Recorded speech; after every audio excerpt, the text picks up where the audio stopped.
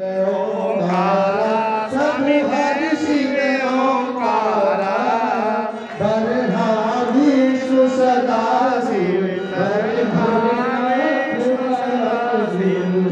शिव ओंकारा ओम शिव ओंकारा निर्मलन पुराणन पंचानन राजे होय पंचानन राजे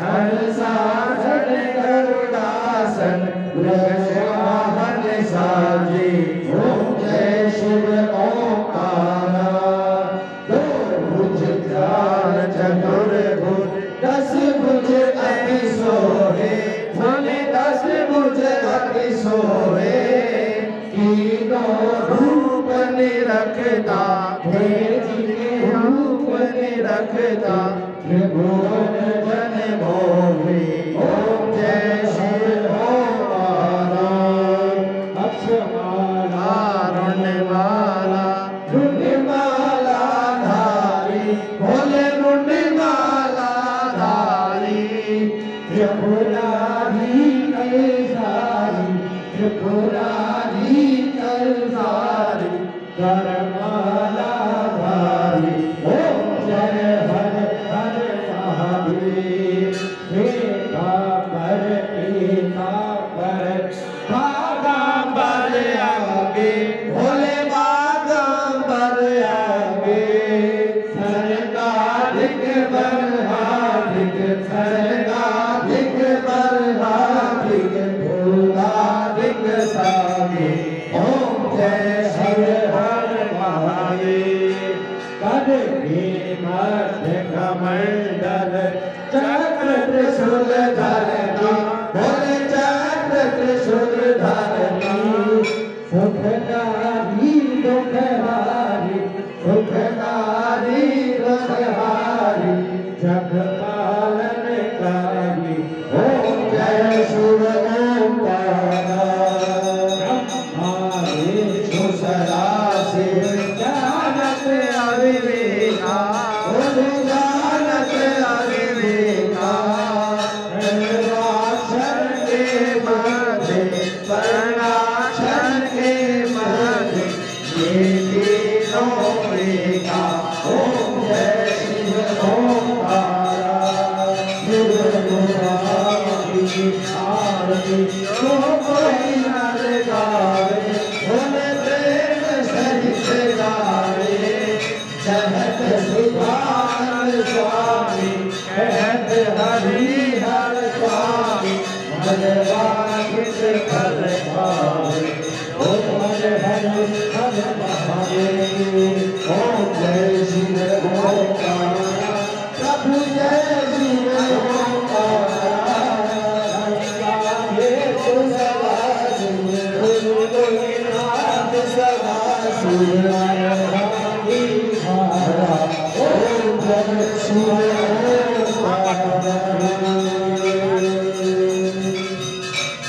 एवं पाप बुद्धि के थे मनुष्य पशुवर्ती वाले और स्त्री व्यभिचारिणी प्रकृति की थी। उस गांव के अंदर एक ब्राह्मण रहता था जिसका नाम था बिंदु। उसने अपनी कामातुरवश रूपवती पत्नी चंचुला के होते हुए भी एक वैश्या के कोठे पर जाने लगा। कुछ समय तक चंचुला अपने काम के वेग को सहन करती रही, परंतु दीर्घ समय तक वह अपने पर कंट्रोल नहीं कर सकी। अब वह किसी व्यक्ति के साथ जार कर्म से रति करने लगी। एक दिन बिंदु ने अपनी पत्नी को पर पुरुष के साथ रमण करते देखा तो वह क्रोध से भरकर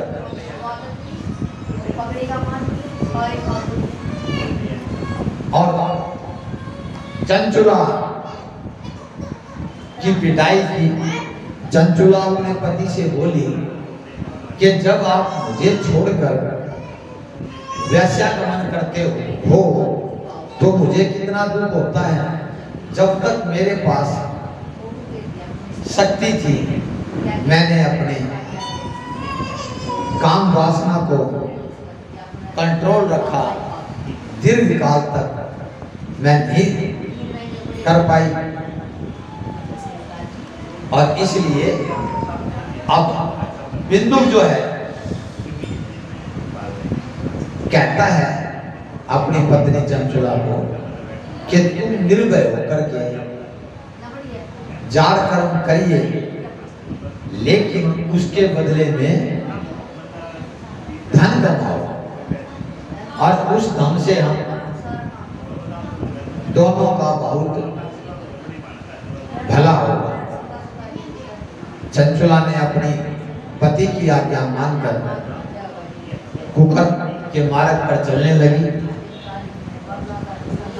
समय आने पर बिंदु की मृत्यु हो गई और नरक लोक के अंदर दुख भोग करके पिशाच योनि के अंदर पैदा हुआ।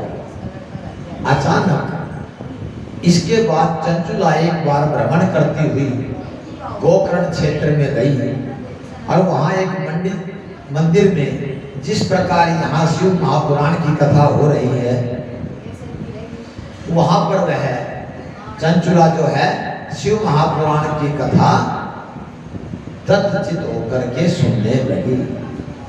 उस कथा में जार पुरुषों से आसक्त स्त्रियों के दुष्परिणाम नरक भोग की बात जब आई तो चंचुला कांपने लगी। कथा के समाप्त हो जाने पर चंचुला कथावाचक के पास जाकर के चरणों में शीश झुकाया और ब्राह्मण से कहा कि मैंने तो अपने जीवन में बहुत खूब कृत्य किए, मेरा कल्याण कैसे, मैं कैसे पश्चाताप कर सकती हूँ। जब चंचुला ने कथा में पंडित जी से ये प्रार्थना की तो ब्राह्मण ने कहा कि तुम्हारा ज्ञान शिव महापुराण कथा के श्रवण से पैदा हुआ है और जिस तरह निर्मल दर्पण के अंदर सही प्रतिबिंब दिखाई देता है उसी तरह शिव पुराण के सुनने से चित्त अंबिका सहित भगवान शिव का साक्षात्कार हो जाता है। शिव जी की कथा सुनने मनन करने से चित्त शुद्ध और गणेश एवं कार्तिकेय सहित शिव जी की भक्ति की प्राप्ति होती है। अब ब्राह्मण की बात सुन करके चंचुला ने कहा कि महाराज आप मुझे भी कथा सुनाइए। अब पंडित जी की बताई हुई विधि से चंचुला ने स्नान आदि किया, जटा बंधकर वस्त्र धारण किए, शरीर पर भस्म लगाकर रुद्राक्ष की माला धारण करके जितेंद्रिय होकर के शिव महापुराण की कथा सुनने लगी। अब जब शिव जी के ध्यान में मगन होकर चंचुला ने समय आने पर शरीर का त्याग किया और शिव लोक में पहुंचकर उमा सहित भगवान शंकर के साक्षात दर्शन किए। उसकी श्रद्धा भक्ति को देखकर पार्वती ने उसे सदैव के लिए अपने सामीप्यता प्रदान की। अब चंचुला जो है माता पार्वती की उसमें स्थान पा जाती है। अब सोनक जी ने सूत जी से प्रार्थना की कि आप चंचुला का आगे का वृतांत सुनाएं। सूत जी ने कहा जब माता पार्वती की भक्ति करके एक दिन माता पार्वती को चंचुला ने कहा कि माते मेरी जिज्ञासा है कि मेरा पति आज किस स्थिति में है। चंचुला बिंदु के बारे में पूछती है। माता भगवती चंचुला की बात को सुनकर अब पति के बारे में बताती है कि तुम्हारा पति नरकों का अत्यंत कष्ट भोगते हुए अब पिशाच योनि में कष्टप्रद जीवन जी रहा है। अब चंचुला जो है चिंतित हो गई और माता पार्वती से अपने पति बिंदु का उद्धार के लिए प्रार्थना कर रही। अब माता पार्वती ने भोले भंडारी का जहां शिवाला होता है उसके बाहर तुंगलू गंधर्व होता है जिसका मुख घोड़े का होता है। अब तुंगलू को बुला करके विंध्याचल पर जाकर के और बिंदु को शिव महापुराण कथा सुनाने का आदेश माता पार्वती ने दिया और गंधर्व तुंगलू पिशाच योनि में पड़े हुए बिंदु को जबरदस्ती बिठाकर शिव महापुराण की कथा सुनाई और भोले बाबा से उसका उद्धार करने की प्रार्थना की। अब तुंगलू विंध्याचल पर्वत पर जाकर जहां समस्त मुनि आदि भी एकत्रित थे, तुंगलू ने शिव महापुराण की कथा जब बिंदु को सुनाई तो बिंदु निष्पाप होकर के पिशाच योनि से मुक्त हो गए। इस प्रकार बिंदु जैसा पापी आदमी शिव महापुराण की कथा सुनकर के सभी पापों से मुक्त हो जाता है। आप और हम तो बिंदु से बहुत अच्छे हैं। भगवान शंकर ने उसको अचल भक्ति दे करके उसे अपना गण बना। इस प्रकार जो श्रावण मास में शिव महापुराण की कथा का श्रवण करते हैं तो जब बिंदु जैसे पिशाच योनि में गिरे हुए जीव का कल्याण हो सकता है, तो जो हम श्रावण मास में भगवान भोले भंडारी का जो आनंद ले रहे हैं, हम क्या हमारे कुल की 21 पीढ़ी और हमारी माता की कुल की 21 पीढ़ी जीवों के अंदर यदि किसी की मुक्ति नहीं हुई है, वह भी शिव महापुराण की कथा सुनने के बाद मुक्त हो जाए। इस प्रकार श्रावण मास के अंदर शिव महापुराण की कथा सुनने का बहुत बड़ा महत्व है और शिव पुराण के सुनने की विधि के अंदर मैं आपको लेकर के शिव पुराण की कथा श्रवण करने के लिए किसी ब्राह्मण से शुभ मुहूर्त निकलवाना चाहिए, लेकिन श्रावण मास के अंदर भगवान की कथा के लिए किसी मुहूर्त के कटवाने की आवश्यकता नहीं। समस्त पहर से मेरे भोले बाबा का महीना है और संयोग से इस बार श्रावण मास 2 महीने का है। हमने कथा सुनने का तरीका क्या है? अपने बंधु बांधवों को, मित्रों को शिव पुराण सुनने के लिए आमंत्रित करना चाहिए। कथा सुनने का सबसे पहले क्या बताया? कथा के अंदर हमने अपने मिलने जुलने वालों सबको आमंत्रित करना चाहिए। और आमंत्रित भी कैसे करना चाहिए? इस प्रकार आमंत्रित करना चाहिए जैसे हमारे घर में कोई उत्सव हो रहा हो। श्रावण मास के अंदर शिव महापुराण की कथा बिना भाग्य से सुनने को नहीं मिली। आज कथा करवाने के अंदर लाखों रुपया खर्च हो जाता है। आप पर हम सौभाग्यशाली हैं, उस भगवान की ऐसी कृपा है कि ऐसे पुण्य स्थान पर श्रावण मास में और हमें शिव महापुराण सुनने को मिल रहा है। इससे बड़े भागी और कौन होगा?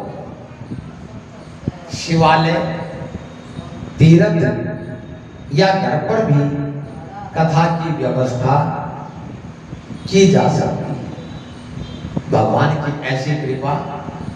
यहाँ शंकर भोले भंडारी का भी स्थान है, गोरक्षनाथ जी का भी स्थान है, गुगा बाबा का भी स्थान है, सभी माताओं का स्थान है।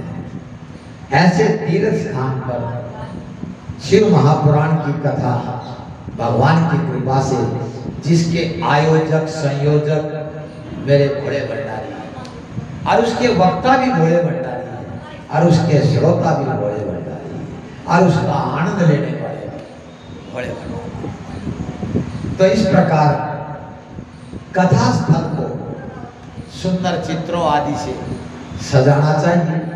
भगवान की कृपा है, यहाँ वैसे ही मंदिर के अंदर बैठ करके भगवान की कथा का श्रवण कर रहे हैं।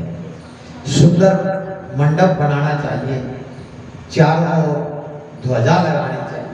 ब्रिज मोहन जी, एक ध्वजा लगानी है, ध्वजा भूल गए।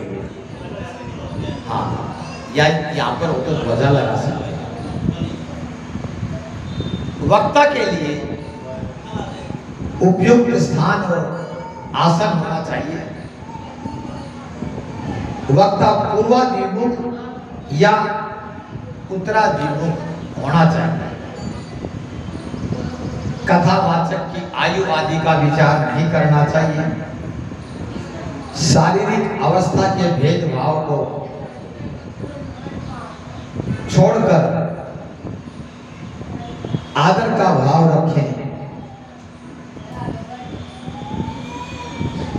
रोजाना गणेश जी की पूजा होनी चाहिए, भोले बाबा की पूजा होनी चाहिए, नवग्रह देवताओं की पूजा होनी चाहिए और यजमान अपने पितृ देवताओं की पूजा होनी चाहिए। हो सके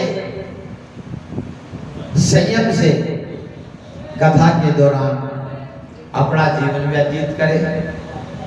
संभव हो उपवास करें, नहीं तो एक बार भोजन करके कथा का श्रवण करें। कथा के बीच बीच में भजन कीर्तन के द्वारा मेरे भोले बाबा को रिझाना चाहिए, आनंदित करना चाहिए। शिव पुराण का जो वक्ता है वह सरल भाषा में पुराण के मर्म को बताने वाला होना चाहिए। कथा में किसी भी प्रकार का विघ्न ना हो, इसलिए गणेश जी की प्रथम पूजन करना चाहिए। कथावाचक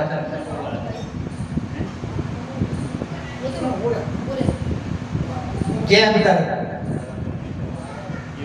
साक्षात महेश्वर की भावना कराते हुए उसमें यह प्रार्थना करनी चाहिए कि भगवान शंकर उस पर प्रसन्न होकर उसको इस ग्रंथ के मर्म को समझाने में और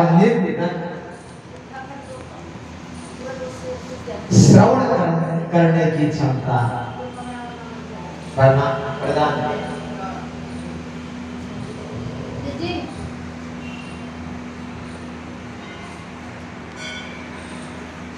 कथा के अंदर यथासंभव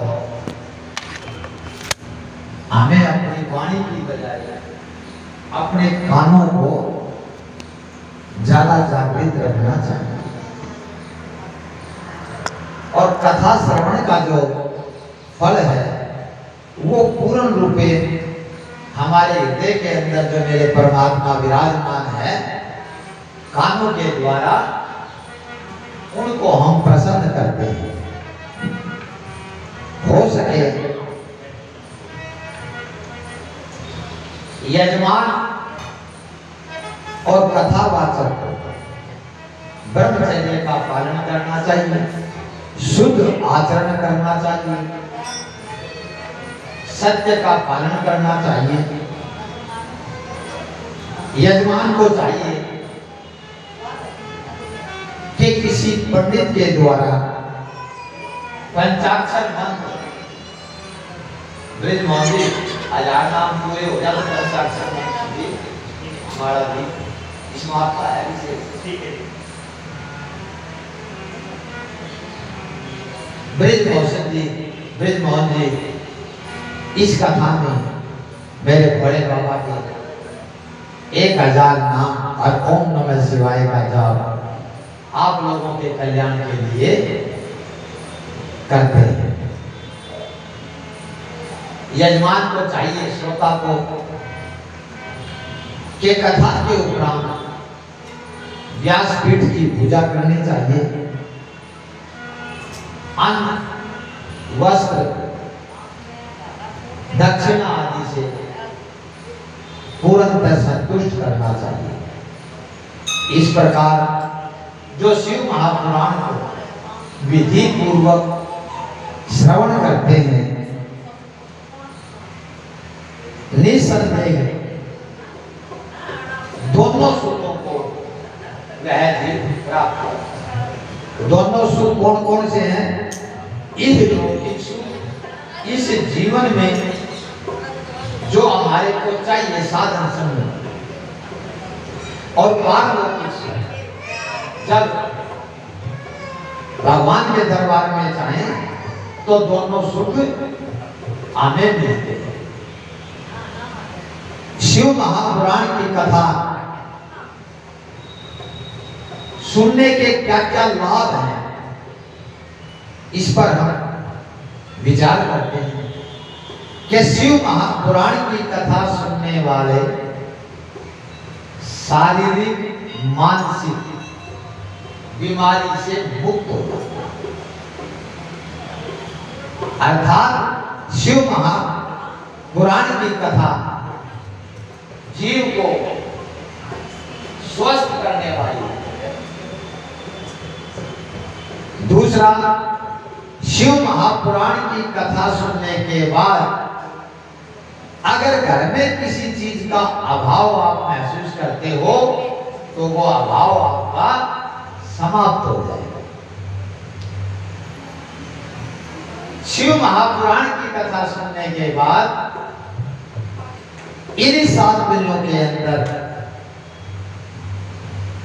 आपका जीवन परिवर्तित हो जाएगा, क्योंकि शिव महापुराण की कथा जो है जीव को गर्भ से लेकर के मोक्ष तक की यात्रा कराता है।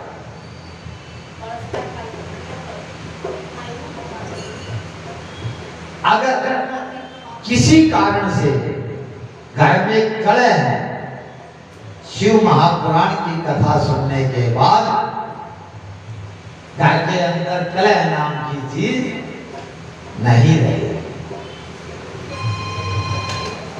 शिव महापुराण की कथा के अंदर श्रवण मात्र से हमारे गृहस्थ के अंदर पुत्र और पुत्रियों पर इतना प्रभाव पड़ता है कि वो हमारे आज्ञाकारी। यहां तक शिव महापुराण के अंदर शिव महापुराण की कथा सुनने से जीव को आंतरिक आनंद के साथ संसार के समस्त भोगों को भोगते हुए परमात्मा की चरणों में स्थान मिलता है। ये शिव महापुराण के कथा श्रवण के फल के अंदर होता है। कथा श्रवण के बीच में भजन आदि का भी आनंद भगवान को देते रहना चाहता है। आइए, जब कथा में भगवान को आनंदित करने की चर्चा आती है तो एक सुंदर भजन के द्वारा भगवान को रिझाते हैं और उसके बाद हम विदेश्वर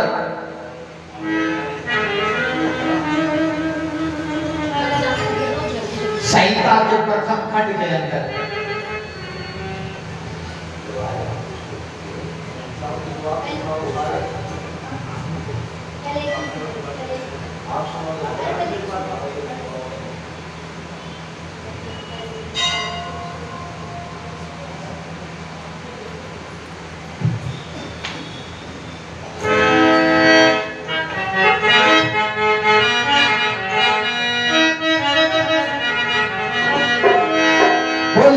भगवान की मेरे प्यारे प्यारे भोले बाबा तेरा जलवा कहाँ पे नहीं है। मेरे प्यारे प्यारे भोले बाबा तेरा जलवा कहाँ पे नहीं है। तेरा जलवा कहाँ पे नहीं है। तेरा जलवा तेरा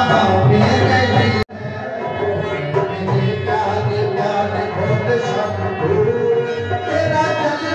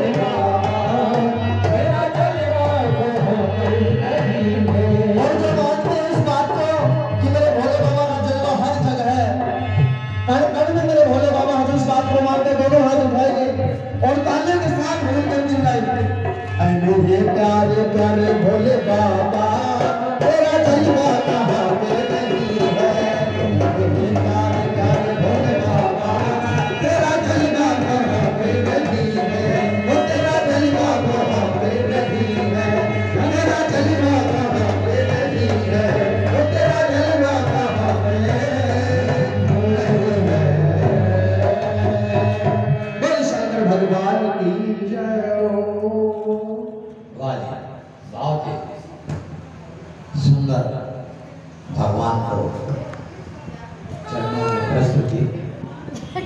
करने के लिए, भूमि दान के लिए जाने जाते थे। कलयुग का प्रभाव ऐसा होगा, पलाटों पर कब्जे फिर करते आया, ये हम देख रहे हैं। समय का प्रभाव। और जो अज्ञानी है, और वो तिल का आदि लगा करके भगवान के नाम पर कमाने खाने का व्यापार करता है। तो ऐसे कलयुग के अंदर स्त्रियां धर्म के विमुख हो जाएंगी,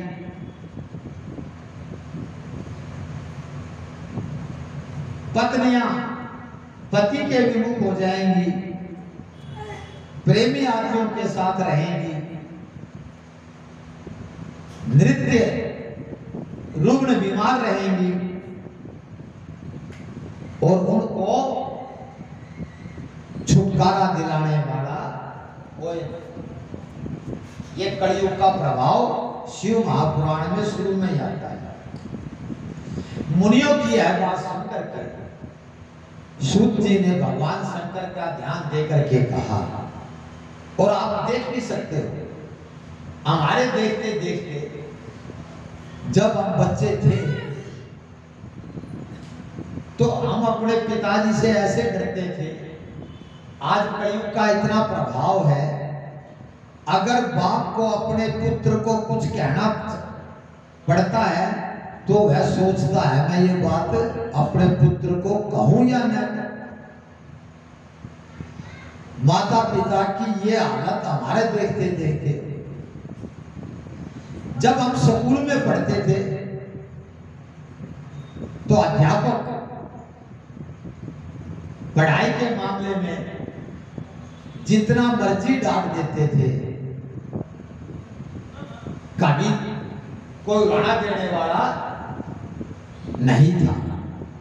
आज एक अध्यापक किसी बच्चे को थोड़ा सा छेड़ के देखो, मुकदमा दर्ज करे पाओगे। एक कहावत थी, आज से ज्यादा नहीं 25-30 साल पुरानी बात बता रहा है।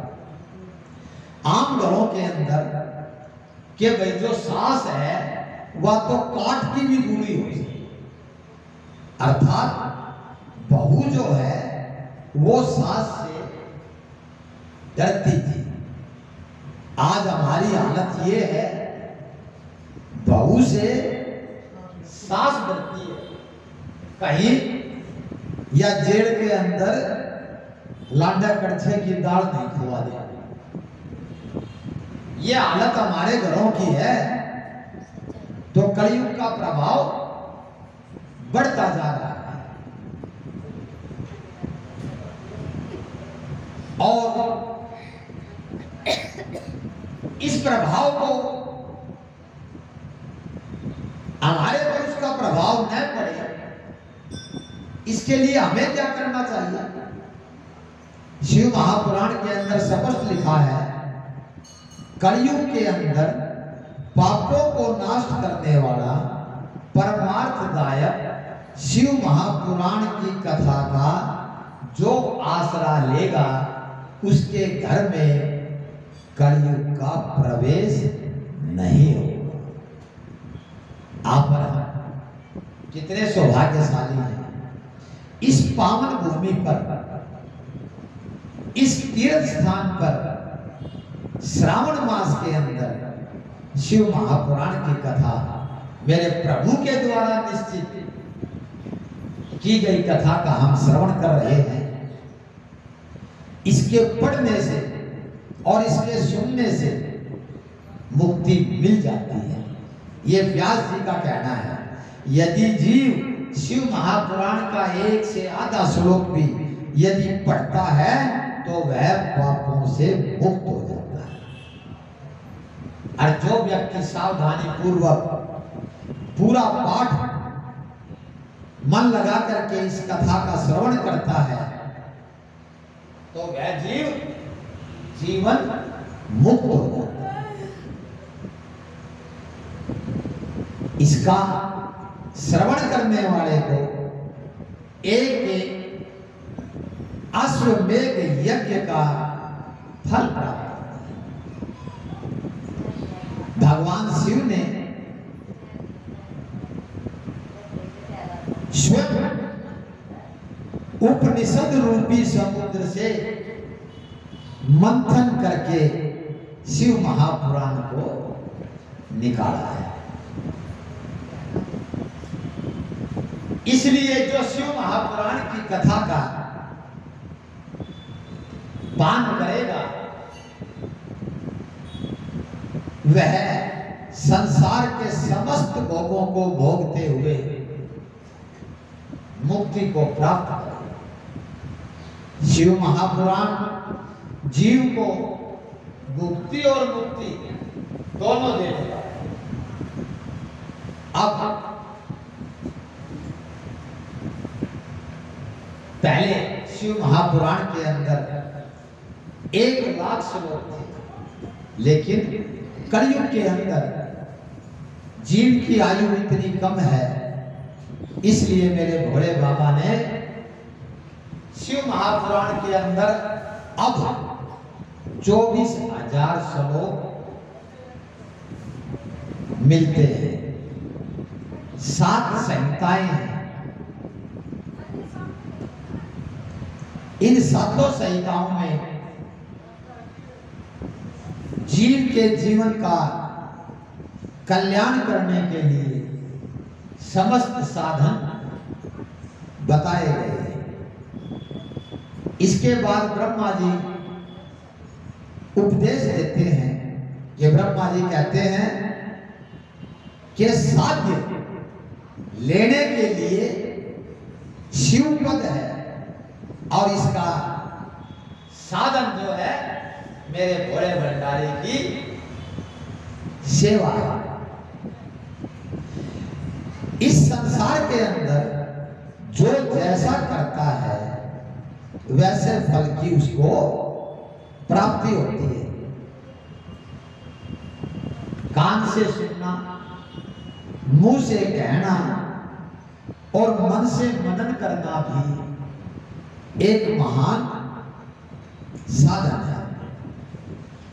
महेश्वर हमेशा सुनने, कीर्तन करने और मनन करने के योग्य है। शुरुआत में जीव थोड़ा सा असहज हो सकता है, लेकिन जब शिव महापुराण की कथा में प्रवेश करता है, धीरे धीरे इन्हीं 7 दिनों के अंदर आप देखना आपके क्लेश धीरे धीरे कम होते हुए इन्हीं 7 दिनों के अंदर आपको परमानंद की प्राप्ति है। ऐसा शिव महापुराण की कथा है जो हमारे जीवन को बदलने वाली है। मुनियों ने ब्रह्मा जी से पूछा, श्रवण, मनन और कीर्तन कैसे किए जाते? तो ब्रह्मा जी ने उत्तर दिया कि भगवान का रूप, भगवान का गुण, भगवान का नाम और उनकी लीलाओं की जो पूजा जब रुचि उत्पन्न करने वाला लगातार करता है तो अपने मन को उनके सामने करना मनन कहलाता है। अर्थात मन से परमात्मा को भजना मनन कहलाता है। भगवान के नाम का बार बार जप करना ही कीर्तन कहलाता है। भगवान के बार बार भगवान को आनंदित करने वाले वचनों का श्रवण करना, सत्संग में बैठकर जिस प्रकार आप और हम बैठे हैं और महादेव की कृपा से श्रवण भी कर रहे हैं, कीर्तन भी कर रहे हैं और मनन भी कर रहे हैं, तो यह सर्वोत्तम भगवान की पूजा है। इससे हमारी आत्मा पवित्र हो जाती है और आत्मा जब पवित्र हो जाती है तो मनुष्य के जाने अनजाने पाप स्वतः जल करके भस्म हो जाते हैं। एक बार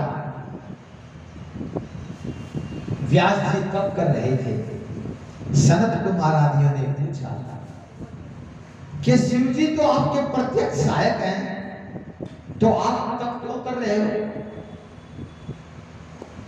अब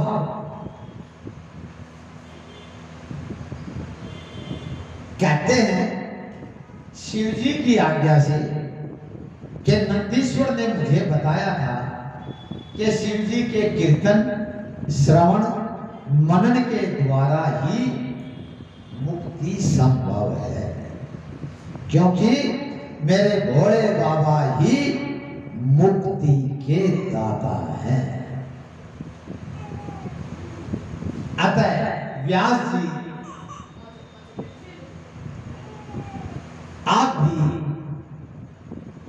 ऐसा ही करें और ऐसा कहकर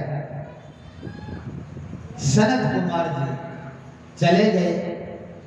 जो व्यक्ति शिव महापुराण में श्रवण करता है, कीर्तन करता है और मनन नहीं करता, वह बिना प्रयत्न के किस प्रकार मुक्त हो सकता है, यह हमें बताया। सूत जी ने बताया कि व्यक्ति श्रवण मनन और कीर्तन के स्थान पर अगर शिवलिंग की स्थापित करके पूजन करे तो निराकार लिंग की प्रधानता है, वह सभी कलाओं से युक्त है और वह निराकार ही साकार शिव के रूप में प्रकट है, निराकार। इस प्रकार लिंग की पूजा का शिव महापुराण के अंदर बड़ा भारी महत्व बताया। प्राचीन काल में जब ब्रह्मा और विष्णु का विवाद हुआ तो वहां पर शिवलिंग प्रकट हुआ, तभी से इस संसार के अंदर शिवलिंग पूज्य हो गया। इससे सबका कल्याण होने लगा और शिवलिंग की पूजा करने से जीव को मोक्ष की प्राप्ति होती है। अब मैं ब्रह्मा और विष्णु का क्या विवाद हुआ इस प्रसंग पर लेकर के चलो, इससे पहले मेरे बड़े बाबा आइए रिझाते हैं। आप लोगों में से जिसका भी भाव हो वो सुनाइए।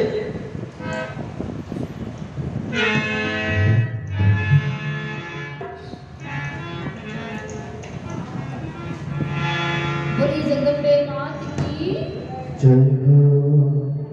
माँ के दरबार में बैठे हैं। कहते हैं कि शिव के बगैर शक्ति अधूरी है और शक्ति के बगैर शिव अधूरे हैं। तो पहले जननी को मनाते हैं और जननी क्या करती है माँ पार्वती कि हे बोले सावन में तेरी भांग तोड़ते तोड़ते मैं थक गई, अब की बार तो मैंने सावन में चुनरी ला कर दी। तो किस प्रकार माँ गोरा चुनरी का भाव करती है और कहती है कर गई गोरा माँ के, ओ माँ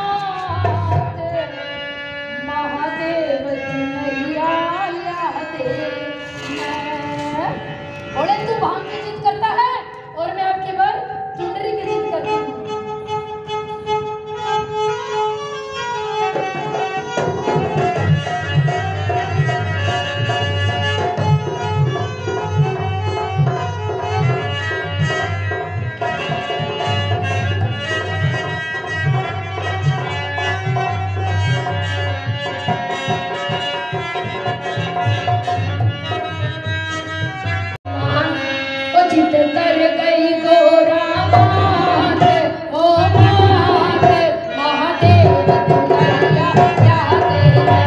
जित कर गई गोरा मात, ओ मात महादेव चुनरिया लादे ने।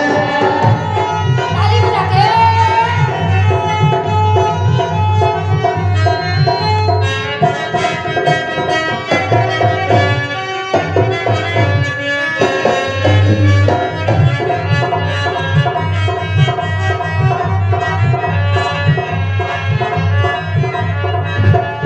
बोले, चाहे गंगा पिको चाहे जमुना पिको, चाहे गंगा पिको चाहे जमुना पिको, चाहे गंगा पिको चाहे जमुना पिको, चाहे गंगा पिको चाहे जमुना पिको। बिक जाए सारा संसार, संसारी महादेव चुनरिया लादे ने।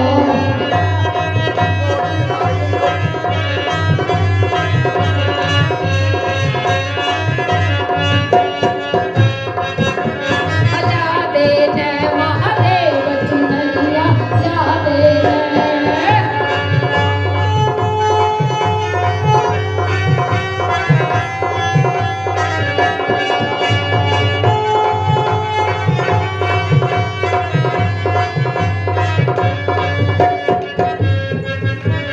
भोले बाबा, अब सावन के महीने में तुझे मुझे भी चुनरिया लाके देनी पड़ेगी, चाहे कुछ हो जाए। अब की बार मैं चुनरिया के बगैर नहीं मानूंगी। तो क्या कहा है सुनिएगा। चाहे चंदा बिको चाहे सूरज बिको, चाहे गंगा पिको चाहे सूरज पिको, चाहे चंदा बिको चाहे सूरज बिको, चंदा पिको चाहे सूरज पिको। बिक जाए बिक जाए बिक जाए चाहे हजारे हजारे महादेव चुनरिया लादे ने। बिक जाए हजारे महादेव चुनरिया लादे ने।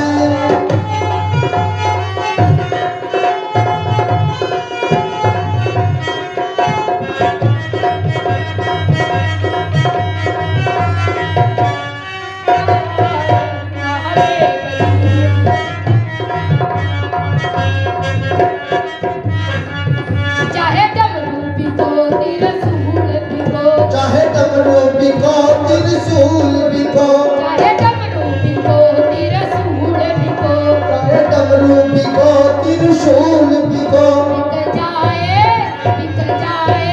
ओ बिक जाए गढ़ के नाग, ओ नाग महादेव चुनरिया लादे ने। बिक जाए गढ़ के नाग, ओ नाग महादेव चुनरिया लादे ने। जित कर गई गोरा मात, ओ मात महादेव चुनरिया लादे ने। महादेव चुनरिया लादे ने, महादेव चुनरिया लादे ने।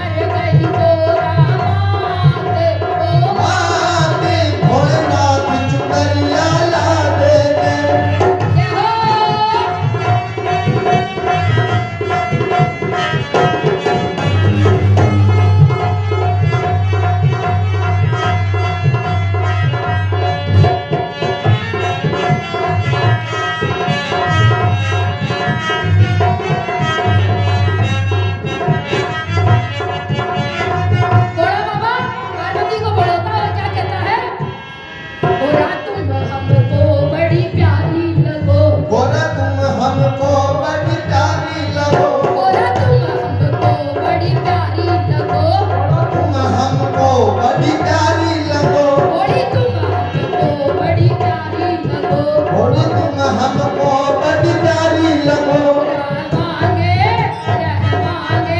रहवांगे दोनों साथ, ओ साथ भोलेनाथ चुनरिया ला देने, अब नहीं गोरा बाती हो। चुनरिया ला देने हो भोलेनाथ, चुनरिया ला देने, महादेव चुनरिया ला देने।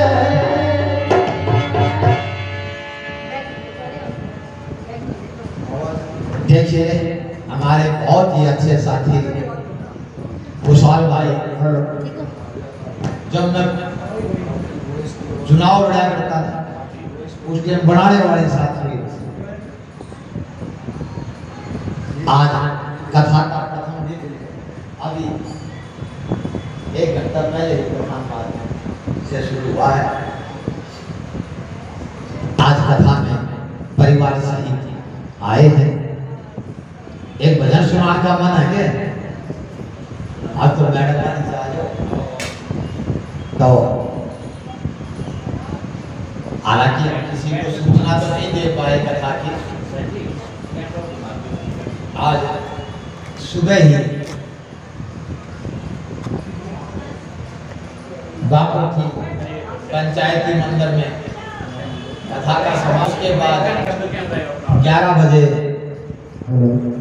महल के अंदर कथा थी, वहां से 3 बजे आए हैं और भगवान ने ऐसी कृपा कर दी इस पावन स्थली पर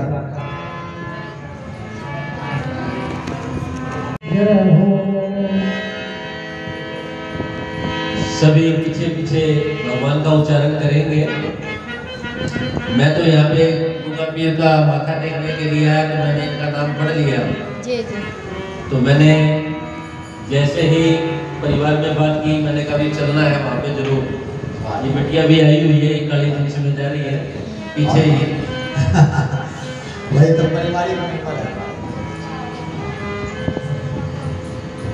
नारायण नारायण श्रीमन नारायण नारायण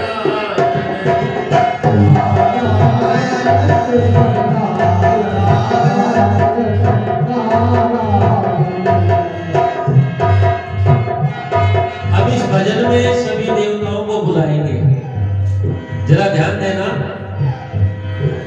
क्योंकि भगवान विष्णु शयन निद्रा में इस टाइम और मां लक्ष्मी उनके चरणों को दबा रही है।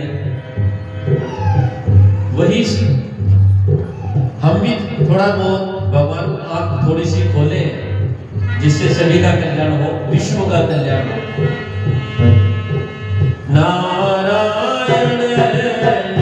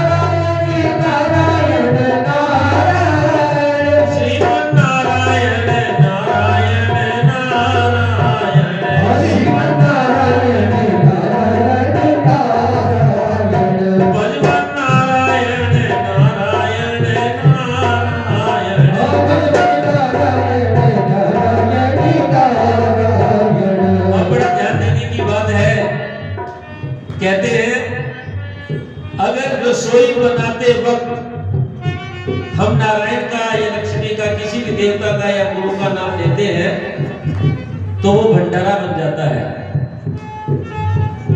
अगर हम सोते वक्त भगवान का नाम लेते हैं तो रात को गल सौपन नहीं आते।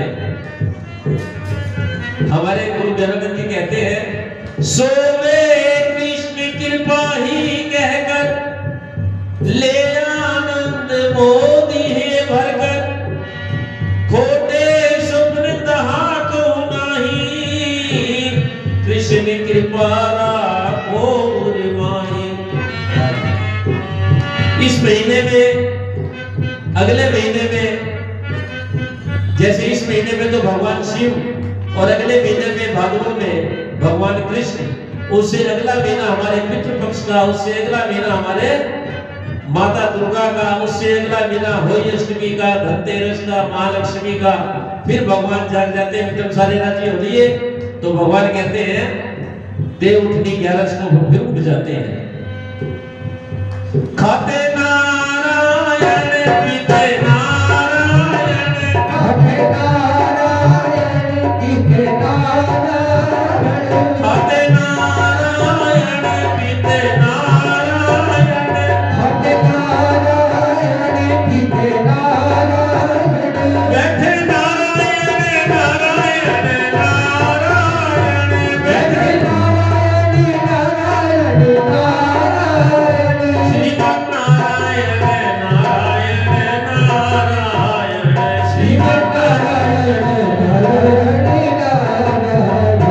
चलते नारायण सोते नारायण, चलते नारायण सोते नारायण, खाते नारायण पीते नारायण, खाते नारायण पीते नारायण, उठते नारायण नारायण नारायण, उठते नारायण नारायण नारायण, श्रीमन नारायण नारायण नारायण। श्रीमन नारायण नारायण नारायण। हमने कभी भगवान शिव की आरती में ध्यान दिया या नहीं दिया वो बात तो अलग है। तो उसके अंदर जैसे आता है, जैसे शिव महापुराण के अंदर जय शिव ओंकारा भज हर शिव ओंकारा, ब्रह्मा विष्णु सदा शिव, पहले ब्रह्मा फिर विष्णु फिर सदा शिव, अर्धंगीदार।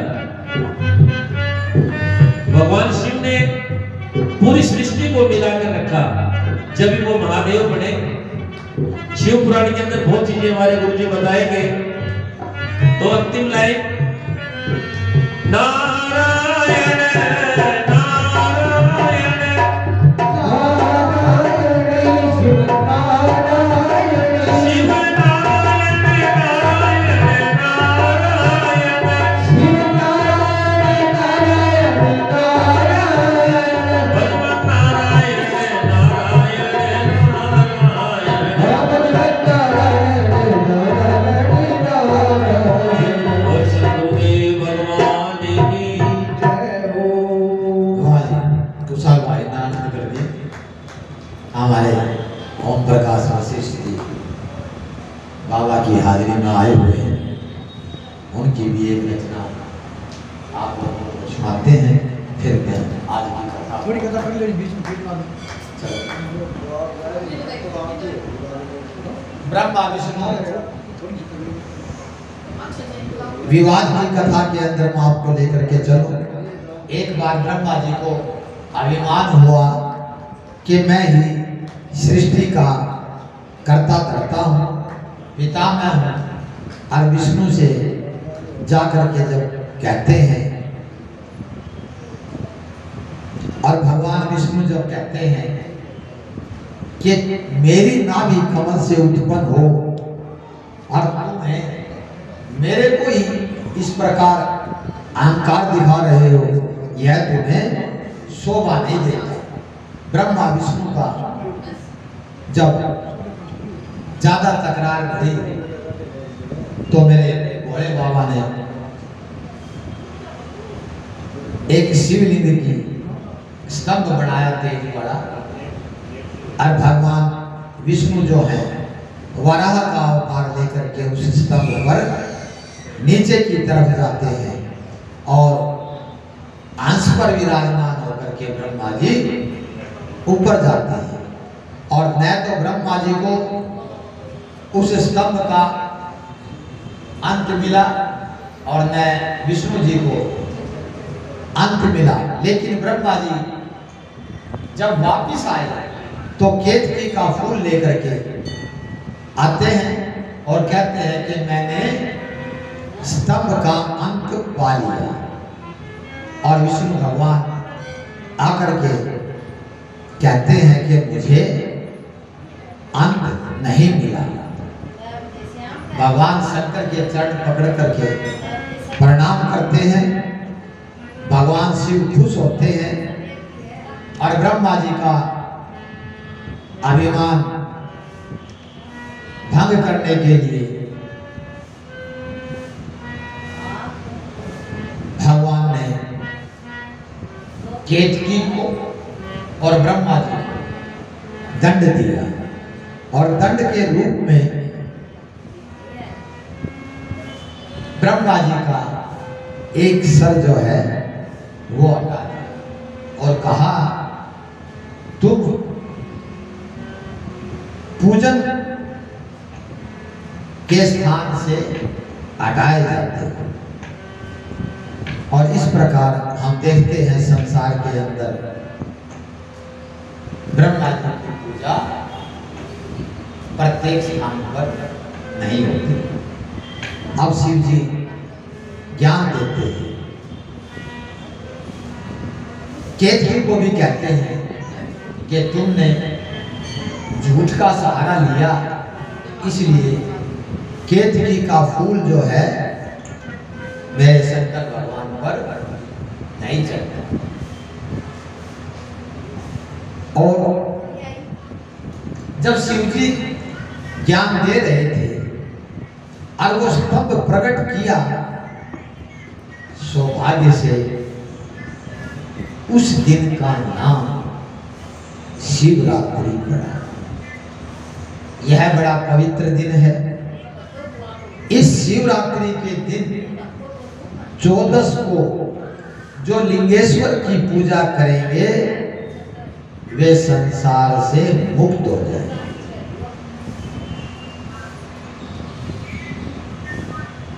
शिवरात्रि की पूजा करने पर जीव को 1 वर्ष की निरंतर पूजा का फल मिलता है। लिंग रूप में जो स्तंभ प्रकट हुआ उस समय आर्द्रा नक्षत्र था, मार्गशीर्ष का महीना था। उमा सहित मेरे लिंग का वेद लिंग में पूजा करेंगे, वह मुझे कार्तिकेय के समान प्रिय होंगे। पूजन से जो फल प्राप्त होगा उसको मुख से वर्णन नहीं किया जा सकता।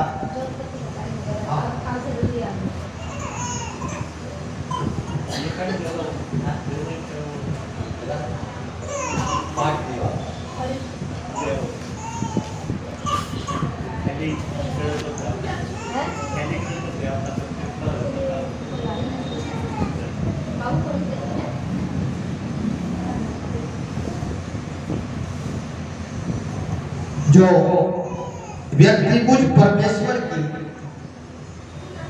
लिंगेश्वर रूप में पूजा करेंगे उन्हें चारों प्रकार की मुक्ति प्रदान हो। ब्रह्मा विष्णु को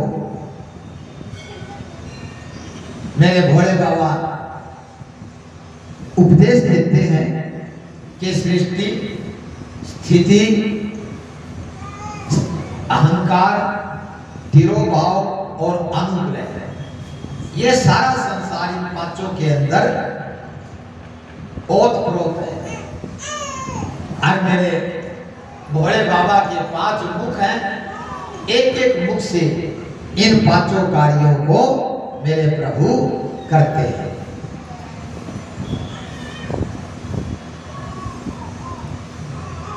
ब्रह्मा जी को उत्तर की तरफ मुंह करके मेरे भोले बाबा ने ओंकार का उपदेश दिया।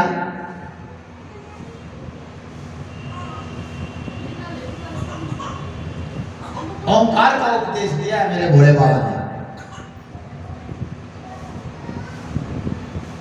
यह मंत्र भाग्य विधायक ज्ञान देने वाला और भगवान को शिव पद की प्राप्ति करवाने वाला, जो ओम का नाम है, ये शिव पद को प्राप्त करवाने वाला है।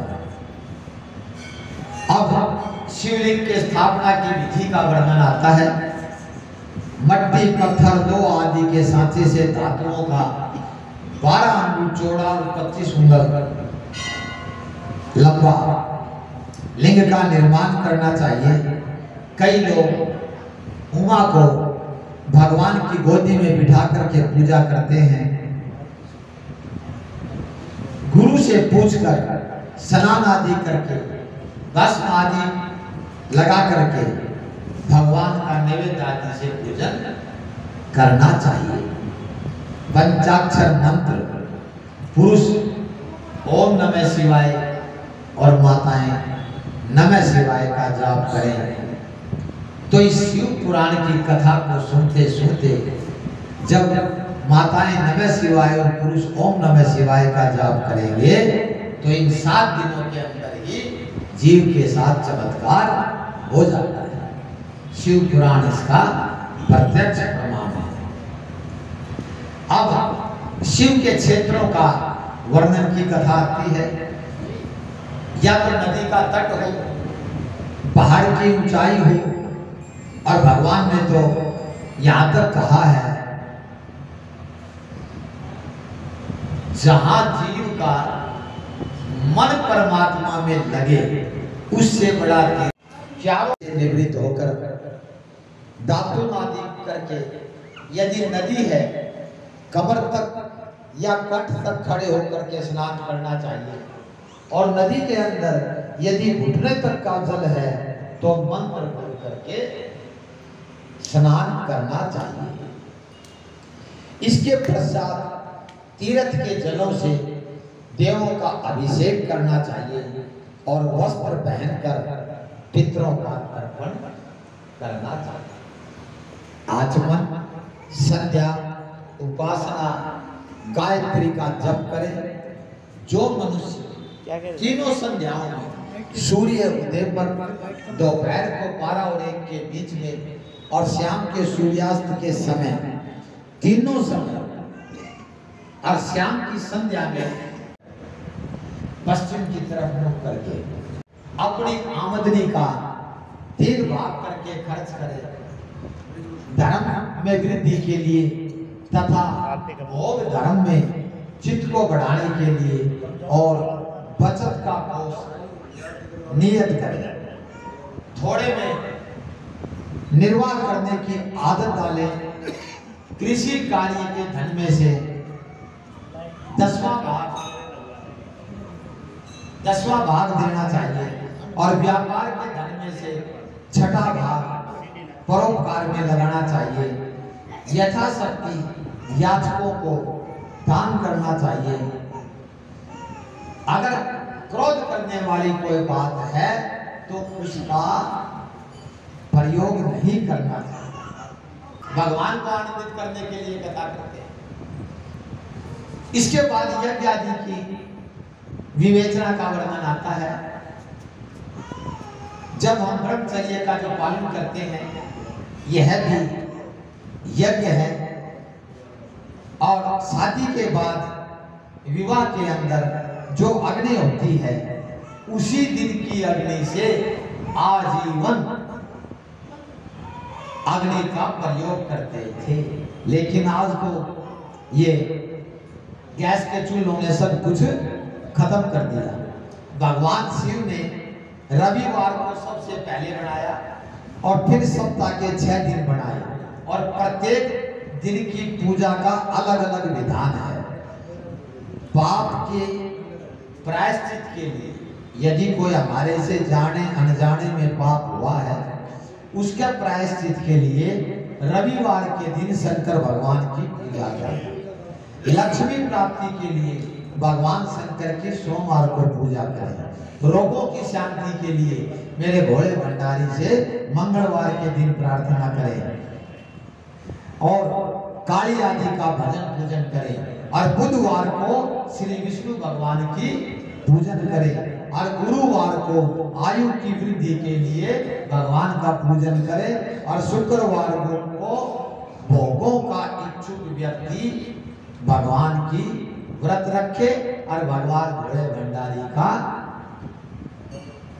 नाम जप करे और शनिवार को इंद्रिय विजयी होकर स्त्री प्राप्ति के लिए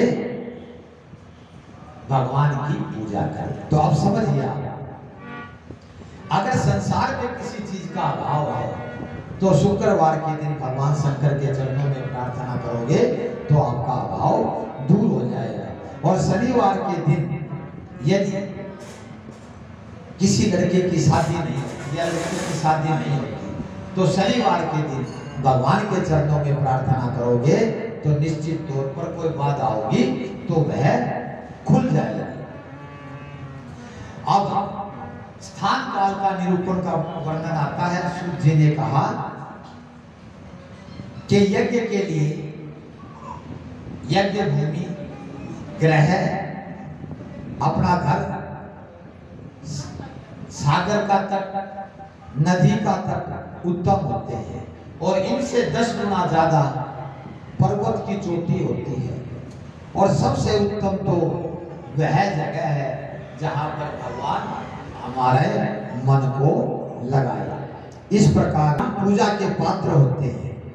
वेद पाठी गायत्री मंत्र जपने वाले ब्राह्मण को यदि दान दिया जाए तो वह जीव वैकुंठ का अधिकारी हो जाता है। शिव भक्त ब्राह्मण को दान देने का कैलाश की प्राप्ति होती है। स्त्री पुरुष कोई भी भूखा हो, किसी जाति का हो, वही अन्नदान का पात्र है। ऐसे व्यक्ति को अन्नदान करने वाला व्यक्ति को इच्छा शक्ति का वरदान मिलता है। और जैसा यदि देवार्पण किया गया दान अनंत फल को देने वाला है। देव को जो अर्पण करते हैं वो अनंत कोटि का फल देने वाला है। मनुष्य को तप और दान दोनों को करते रहना चाहिए। कलयुग के अंदर भगवान के नाम का जप और हो सके जितनी भगवान ने शक्ति दी है, अपने हाथ से दिया हुआ दान जीव का कल्याण करने वाला है। बाकी तो 84 के चक्कर में फंसाने वाला है। इस प्रकार देवताओं की तृप्ति के लिए सभी भोग लगाए और ईश्वर पर बुद्धि से दान करने के मोक्ष की प्राप्ति होती है। उसके बाद पार्थिव शिवलिंग की पूजा का विधान है। मिट्टी द्वारा निर्मित प्रतिमा का पूजन करके सभी मनोरथों को पूरा किया जा सकता है। मिट्टी नदी, तालाब, जलाशय या कुएं की होनी चाहिए। और रुद्राभिषेक यदि हम करते हैं तो सांप के बिल की मिट्टी का उपयोग करते हैं। इस मिट्टी में सुगंधित चूर्ण आदि मिला करके उसका शिवलिंग बना करके गणेश, शिव, पार्वती, सूर्य, विष्णु की प्रतिमा बना करके उसका पूजन करना चाहिए। 16 उपचार से भगवान शिव जी का पूजन करें, उससे सभी मनोकामनाओं की पूर्ति होगी। लिंग के अभिषेक में 12 अंगुल चौड़ा और 25 अंगुल लंबा लिंग बनाना चाहिए। और लिंग के अभिषेक में आत्मशुद्धि, गंध से पुष्प, पुण्य की प्राप्ति और नैवेद्य से आयु की वृद्धि और मन की तृप्ति होती है। दीप से ज्ञान की और तांबूल से भोगों की और धूप देने से धन की प्राप्ति होती है। और नमस्कार और जप से सभी सिद्धियां प्राप्त होती है। इसलिए पूजा करने के बाद अगर पूजा का स्थान नहीं है तो मानसिक पूजन का भी यहाँ पर विधान बताया गया है। प्रणव पंचाक्षरों का यहाँ पर महत्व बताया है। प्रणव का प्र माने पंच, न माने नहीं, और वै माने तुम में प्रपंच नहीं है। वही प्रणव मंत्र है और वह है ओंकार। प्रणव माया से रहित है, इसलिए तीनों संध्या के समय ओंकार का प्रयोग करना चाहिए। 9 करोड़ ओंकार का जप करने वाला पूर्ण रूप से शुद्ध हो जाता है। पंचभूतों में निमित्त प्रत्येक व्यक्ति के लिए 9 करोड़ ओंकार का जप अपने जीवन में जरूर करना चाहिए। जितेंद्रिय पुरुष को 5 करोड़ जाप करना चाहिए ओंकार का। ऐसा करने से व्यक्ति को शिवलोक की प्राप्ति होती है। महात्माओं का कहना है शिव की कृपा के बिना शिवलोक की जानकारी की प्राप्ति नहीं हो सकती। जो व्यक्ति अपने गुरु के द्वारा पंचाक्षर मंत्र का 5 लाख जप करता है वह आयु को बढ़ाने वाला है। स्त्री स्त्रीत्व से छूटकर क्षत्रिय क्षत्रित्व से छूटकर ब्राह्मण बन जाता है, वैसे क्षत्रिय बन जाता है। शूद्र इसका 25,000 जप करने से शुद्ध हो जाता है। इसका मतलब यह है कलयुग के अंदर सबसे जल्दी परमात्मा की प्राप्ति शूद्र को, क्योंकि कलयुग के अंदर सेवा मात्र से परमात्मा की प्राप्ति हो जाती है।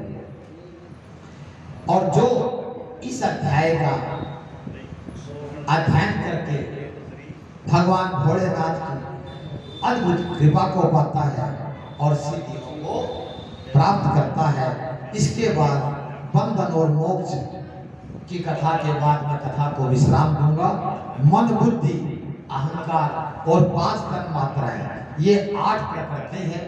इन्हीं 8 से यह शरीर बना है और इन्हीं से हम सभी कर्म करते हैं। और शरीर से कर्म और कर्म से शरीर, केवल मात्र इसी चक्कर के अंदर हम फंसे रहते हैं। शरीर 3 प्रकार के हैं, स्थूल, सूक्ष्म और कारण। स्थूल शरीर से हम व्यवहार करते हैं और सूक्ष्म शरीर से हम इंद्रियों का भोग करते हैं और कारण शरीर से हम आत्मा का उपयोग करते हैं। और इसी से दुख और सुख की प्राप्ति होती है।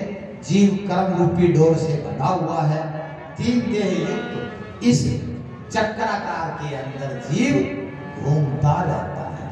इस प्रकार जो शिव जी की पूजा करता है वह इन चक्रों से मुक्त हो जाता है। शिव की 8 को वश में किए जो 8 प्रकार की प्रकृति है मेरे भोले बाबा के वश के अंदर है।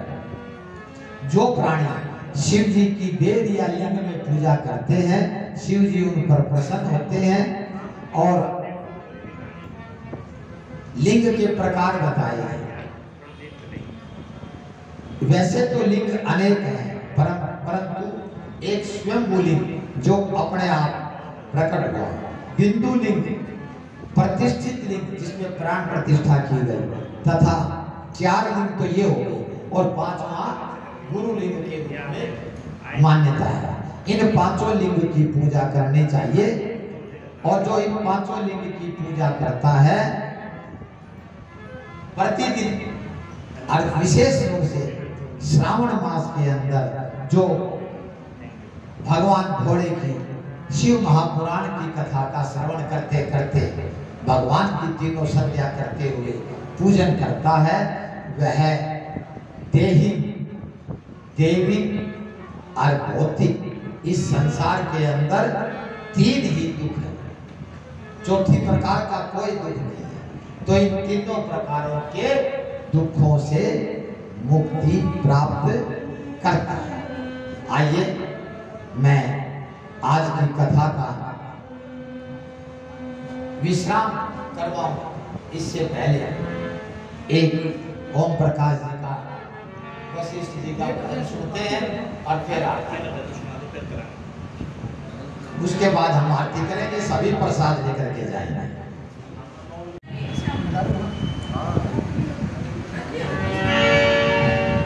बोलो शंकर भगवान की जय। बाबा सारी दुनिया से ऊंची तेरी शान है। बाबा सारी दुनिया से ऊंची तेरी शान है। कितना महान है तू, कितना महान है, कितना महान है तू, कितना महान है। बाबा सारी दुनिया से ऊंची तेरी शान है। बाबा सारी दुनिया से ऊंची तेरी शान है। कितना महान है तू, कितना महान है, कितना महान है तू, कितना महान है।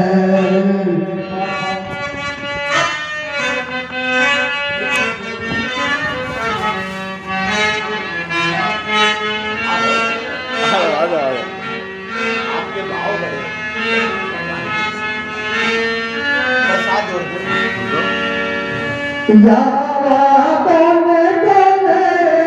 तू मशहूर है,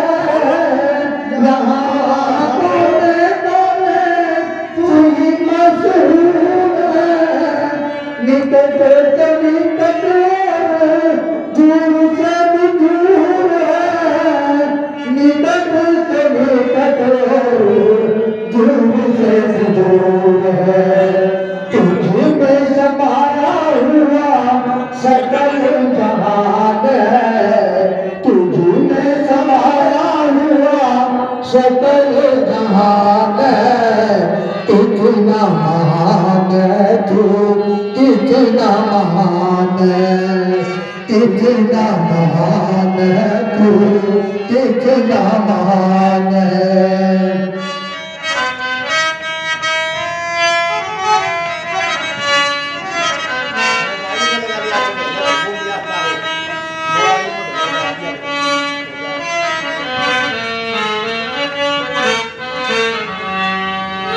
तू एक मालिक है सारी कायनात का।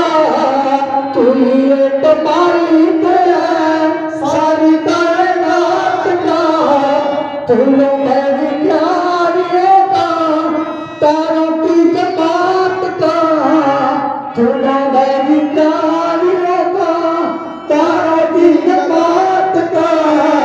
तू मेरी प्यारियों का, तारों की जमात का। तेरी जमीन है ये, तेरा आसमान है। तेरी जमीन है ये, तेरा आसमान है। कितना महान है तू, कितना महान है। बाबा सारी दुनिया से ऊंची तेरी शान है। बाबा सारी दुनिया से ऊंची तेरी शान है। कितना महान है तू, कितना महान है, कितना महान है तू, कितना महान है।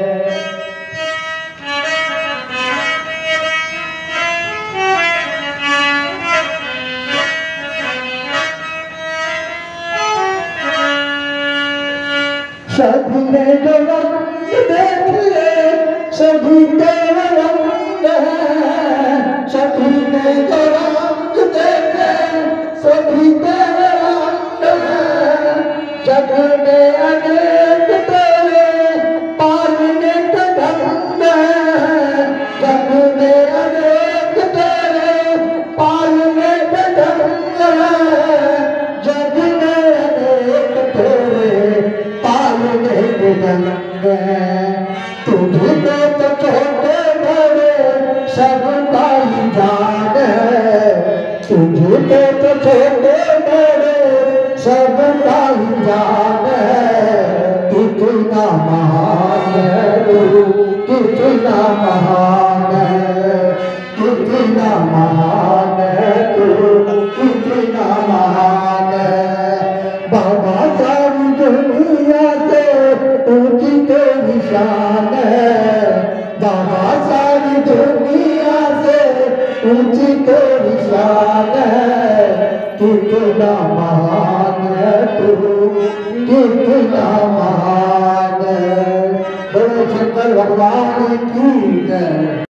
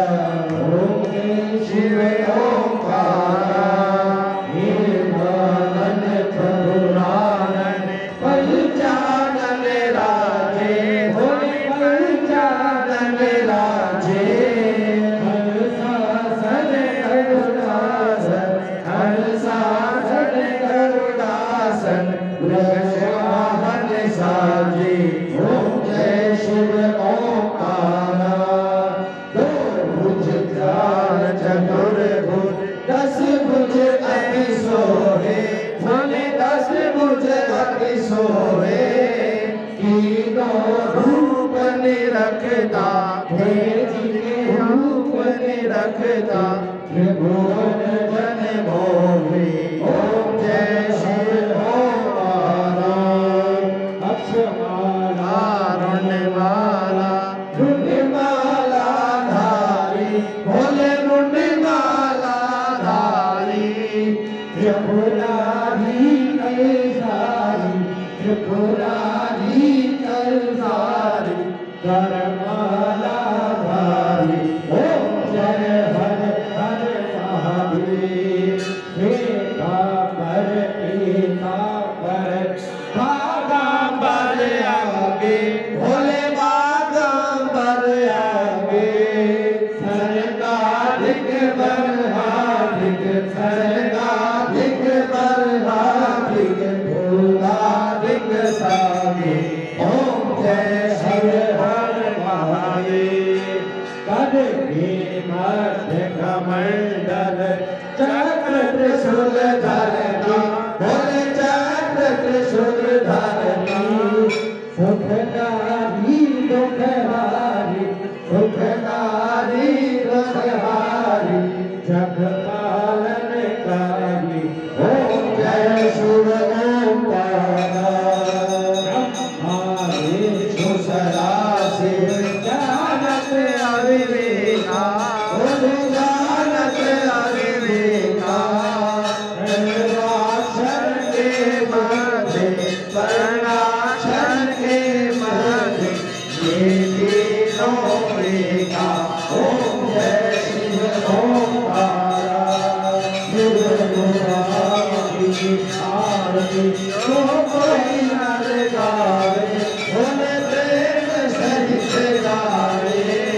कहत सुभान स्वामी कहत हरि हर स्वामी।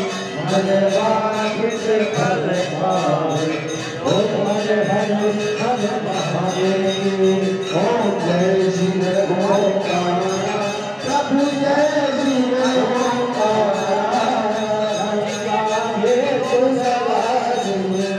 गोपीनाथ सदा शिव ओम जय शिव ओंकार।